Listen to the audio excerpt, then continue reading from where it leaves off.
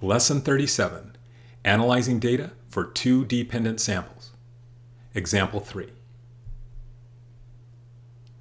Estimate how many more hours, on average, Sierra College Elementary Statistics students work in a typical week than they study, using a 90% confidence interval and the Sierra College Elementary Statistics Student Survey. In this example, we're going to estimate using a 90% confidence interval. So when we construct our confidence interval, we'll use a confidence level of 1 minus alpha equals 0.90.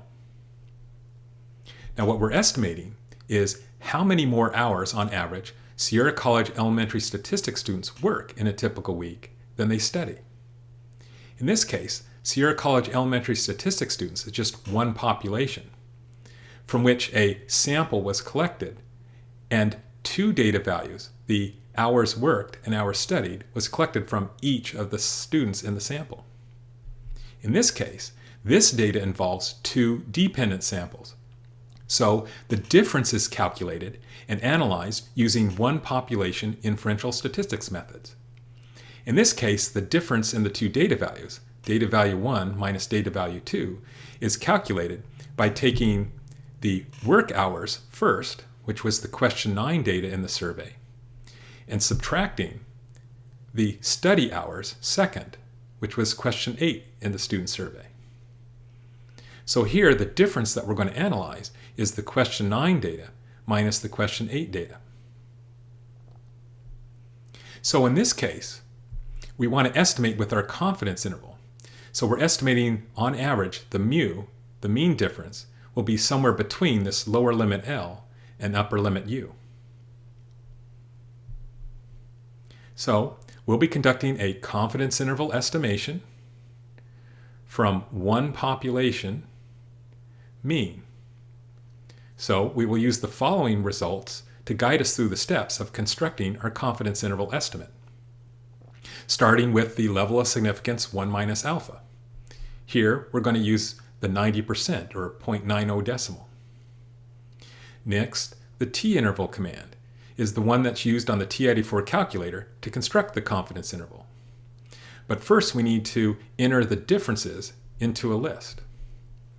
So to do this, we would press Stat, Enter, and then I would arrow up to list 1 and enter the difference between question 9 and question 8 by pressing second Stat to get the lists of data, arrow to Q9, press Enter to select, and then subtraction to find the difference, and then second Stat and arrow till the cursor is next to Q8 and press Enter. So now list 1 will contain the differences between the question 9 and question 8, the hours worked and hours studied.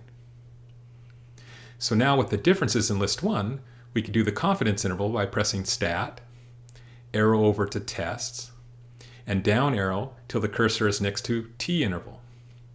Press Enter to select. Now we have the actual data to input. Down arrow. It's listed in L1. Frequency is 1. And the confidence level was 0.90 for the 90% confidence. Arrow down to calculate. Press Enter. And under the t-interval command, in parentheses, separated by commas, we have our confidence interval. The first data value is the lower limit L, and the second data value is the upper limit U. Here, we'll round off to the nearest tenth of an hour. So we get 0.5 less than mu, the mean difference, less than 10.0. So now that we have our confidence interval expressed symbolically, we can then, in words of the problem, verbally express our confidence interval. With 90% confidence, it is estimated that Sierra College Elementary Statistics students work, on average, 0.5 to 10.0 more hours in a typical week than they study.